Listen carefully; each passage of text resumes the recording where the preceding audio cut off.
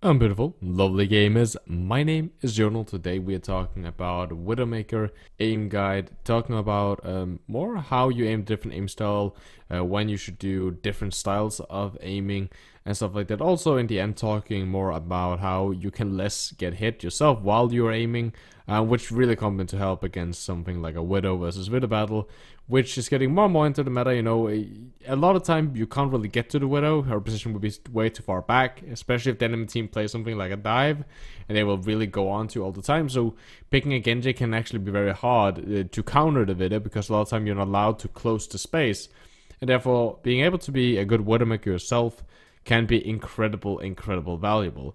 Now, first, before we start, as always, the second code has now been given away to the guy on the screen right now. Congratulations, dude. There'll be one more code for the action screen recording software given away in the next video. That will also be the last. So if you're interested in that, then put hashtag action down in the comments and I will pick a random user there. So definitely do that one this time. Check your inbox here on YouTube and you will have the code in that one. Now let's just begin. Now let's start with hardscoping. And hardscoping essentially mean that you are, holding down, you're standing still, essentially you're scoping in, kind of like a quote-unquote traditional sniper would do it, right? And there's two ways that you can aim here. You can either do flex. I do small flex. That's because of my low sensitivity in DPI. But you can do flex. Now, what is a flick? For those of you, for some reason, who don't know this by now, a flick essentially means that you immediately just snap onto your target. This is not possible, as I understand, on console because you have no mouse. But on PC, it's very possible. You just take your mouse and then move it incredibly quickly over to your opponent, and then you shoot. So that when you shoot, your crosshairs over your opponent. That's what a flick is, and that's small flicks are really good just in general to be able to do. If you for some reason try to scope onto your target, but you scope a little bit to the side and your eyes notice, then you can very easily get a flick a little bit onto. However, this is of course something that is very hard to do because you can't aim. Like, you're not aiming with your crosshair, you're just looking at the person. Then you just by instinct know that I just need to move my hand distance as much.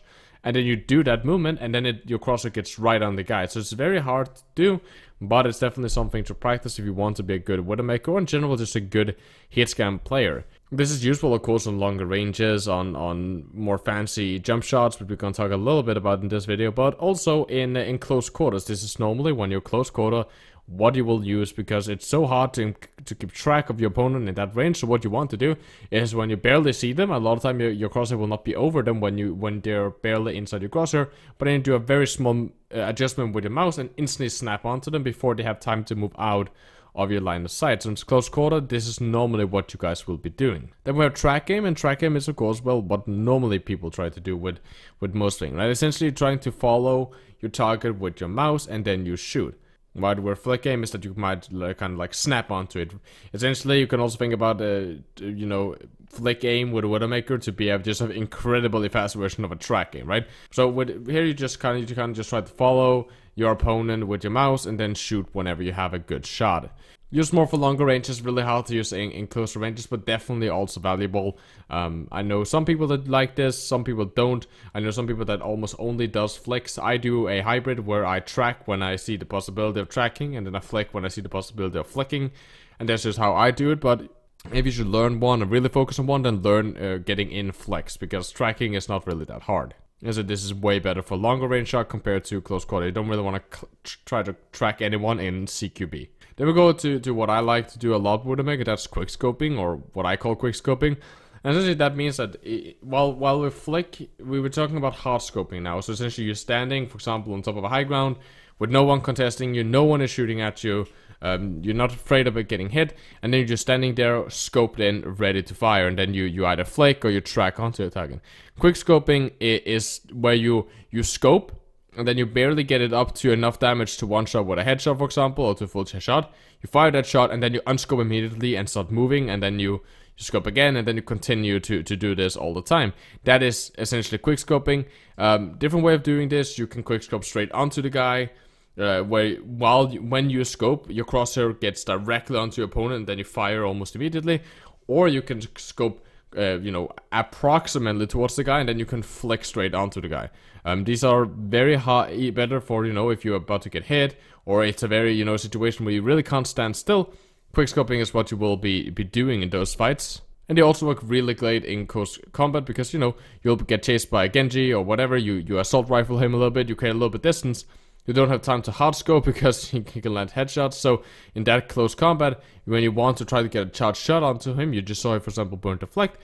You scope really quickly, you aim directly at him, you fire the shot, and hopefully you hit a headshot and kill him on the spot. And I believe this is something that is almost harder to do because you don't have the time of hardscoping where you have the time to look at your opponent. You just kind of have to snap onto him. But I also believe this is one of the most valuable ones because, especially in higher elos, if you hardscope a Widowmaker, a lot of time they will focus fire you down either with another Widowmaker or really anything else. A Zenyatta will kill you, or a Mei will kill you, or a McCree will kill you. So I believe that this is almost the most important thing to learn with Widowmaker. And then we have jump shots, and jump shot are these are incredible to be able to learn because when jump shot or hook shots, essentially you can use your grappling hook, right, to hook yourself, you know, up a little bit into the air. This will give you a lot of incredible angles which you normally can't get. Really get you towards the enemy team, get, you know, hook shot yourself so high that you can shoot over a Reinhardt shield. And this is, you know, one of the ways you can get these early picks and these amazing picks, but it's a little bit hard. Luckily, if you hook shot high enough, and especially if they don't have any counter widows, and you fly there, you kind of get time to hardscope while you're up into the air, and while you're dropping, you kind of have time to hardscope. You only need to adjust for the drop, but it's also, you know, kind of risky because while you do these amazing shots like this, especially if there's another Widowmaker, you might miss because when you land, there happens this bend in the knee. So first of all, you have to land the jump shot, and if you miss that, okay, fine, you missed a regular shot. Problem is, when you land, a lot of people shoot immediately when they hit the ground, and what that has is that when Widowmaker lands, he kind of bends the knee a little bit, so the crosser dips, and that normally puts people's aim off quite a lot. They'll then miss that one shot, and then when the Widowmaker finally calibrates, then you get off a proper shot where that you actually can hit. So if you want to use jump shot, that's something that really needs to get practice, so you don't miss these two first shot, right? First missing the jump shot, of course, and then after that missing the shot because you shot too fast and you weren't ready to compensate for the bend that Widowmaker does. And then in the end you will finally stand 100% still as if you were normally hardscoping, and then you'll get off a good shot. And this can be a problem against Widow versus Widow fights, so definitely something that you should make sure that you get used to, else this can be quite risky. Now when you hardscope in general, also when you quickscope, you want to have good movements because of course you are returning fire. A lot of Widowmakers, you know, when we take high grounds, you know, overpass on first point and movement, something like that, when we take those positions, well, we have good line of sight, and that's why we take them, so we can see the enemy team, we can shoot the enemy team cannot see us. We are kind of just standing up there and being glorified targets, right? And therefore, it's very important to have good dodging maneuvers. So essentially, there is, you know, while you hardscope and while you have a scope in, there's a drop. When you shoot, you crouch real quick. So you shoot, you crouch, and then you uncrouch, right? That will give you a little bob down so that you kind of dodge an incoming shot towards your head. It makes you harder to hit, and then you can shoot again, and then you can shoot, you crouch, shoot, you crouch, you shoot, you crouch, shoot, crouch, and then you continue to do this.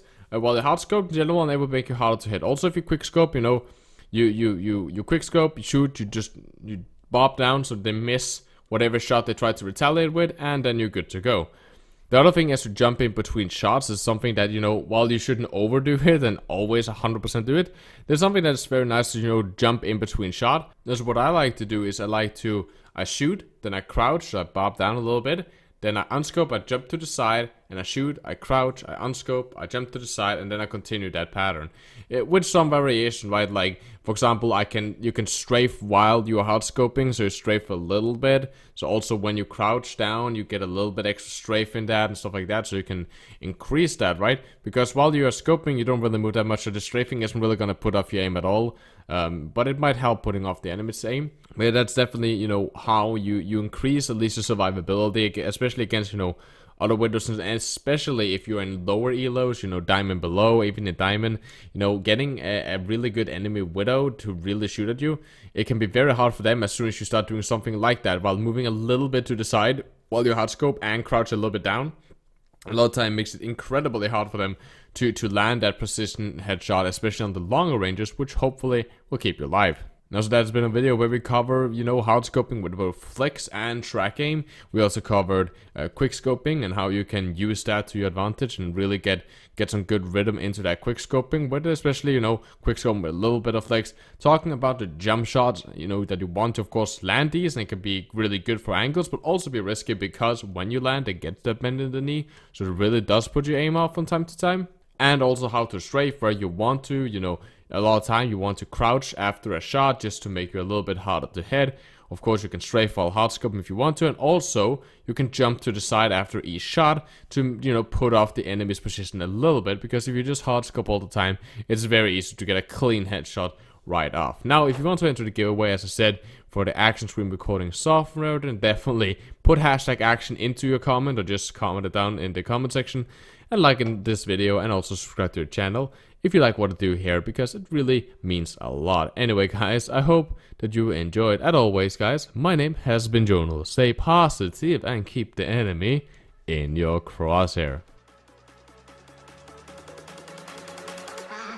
I can feel the